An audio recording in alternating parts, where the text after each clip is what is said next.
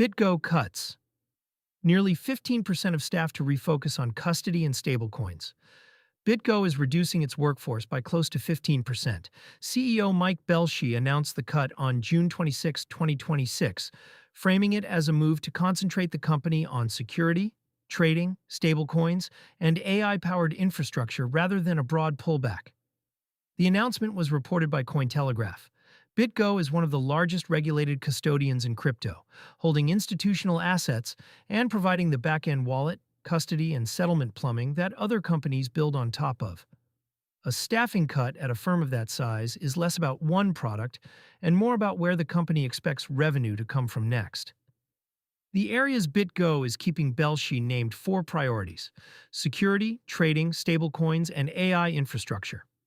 The list reads as a statement about which lines BitGo thinks will pay for themselves and which it is willing to shrink. Custody and security have been BitGo's core since it was founded, so keeping them is no surprise. Trading and stablecoins are the growth bets. Stablecoins, in particular, have become a contested infrastructure layer. Issuers, banks, and custodians are all moving to control the reserves, settlement, and minting rails behind dollar-denominated tokens. A custodian that can hold reserves and service institutional stablecoin issuers sits in a useful spot. Naming stablecoin infrastructure as a survivor of the cut signals, BitGo wants more of that business, not less. The AI infrastructure line is vaguer. Belshe did not detail what it covers, and BitGo has not published a breakdown of which teams shrink and which grow. Treat the four-pillar framing as direction, not as a finished org chart. Timing against a falling market, the cut lands in a weak tape. Bitcoin traded near $59,730 on June 26, 2026, down 2.16% on the day and 4.88% over the week. Ether sat around 1,568, down 3.33% on the day and 8.21% on the week. The Fear and Greed Index read 16, deep in extreme fear. Custodians earn a meaningful share of revenue from assets under custody and from trading and transaction activity. Both soften when prices fall and institutional flows cool. A 15% reduction during a drawdown fits the pattern of a company trimming cost to protect margin while volumes are thin. Then, keeping the teams tied to the lines it expects to recover first. This is cost discipline timed to the cycle, not a distress signal on its own. It also follows a wider round of belt-tightening across crypto infrastructure.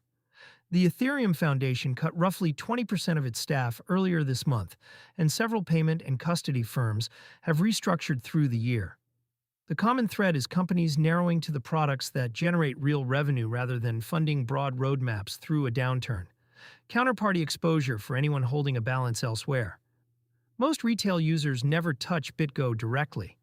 The relevance is indirect. BitGo custodies assets for exchanges, funds, and token projects, and it services stablecoin and trading clients whose products end up in consumer hands.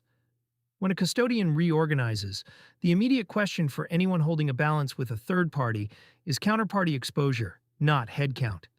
That is the durable lesson regardless of how BitGo's restructuring plays out. Custodial balances are claims on a company.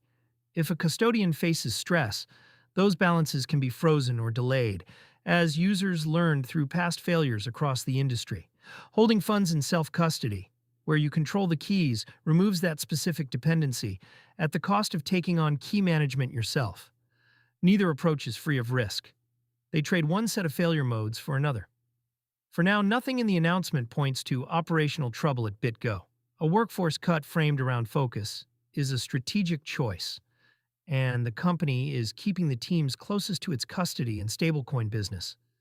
The signal worth tracking is whether other large custodians follow with similar cuts, which would say more about the state of institutional crypto revenue than any single firm's reorganization does.